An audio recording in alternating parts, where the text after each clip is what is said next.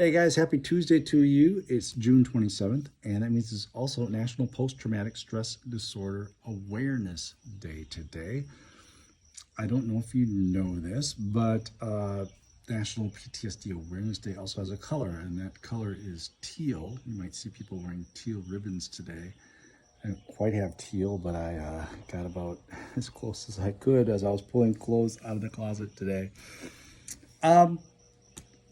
Something interesting you might not know, the term PTSD isn't actually all that old. It wasn't until the 1980s that the medical health community gave the PTSD its official designation as a disorder. And so we've come quite a long way in the past 40 years, but of course we still have ways to go as we try to spread the word. PTSD is more prevalent than we'd like to think.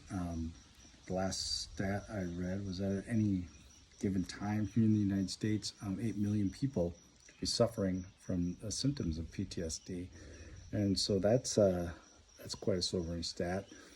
I also was doing some research and found that they guess 30% of soldiers that returned from Vietnam came back with symptoms of PTSD. And you know, when I saw that stat, I was like, wow. I mean, that's crazy, but it totally makes sense. And so when we talk about those generations, we talk about people who have been in combat since then. I think I read that 11 to 12% of Persian Gulf veterans came back with symptoms of PTSD.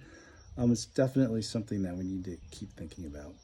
Now, of course, PTSD doesn't just happen in military situations. You can get PTSD from really any sort of trauma, and so I don't want to just focus on the military, but that's probably the area where we most associate, or where at least is given the most publicity to PTSD, is in that military environment. So how can you help? A few different ways. Most communities have some sort of mental health group that you could either donate time to or donate money to.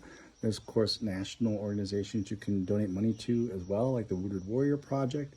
And even on my website, salvageyou.com, there's an opportunity to help me out through the purchase of a bite tag, identification tag for your pet. So if you're so inclined, would appreciate your help there.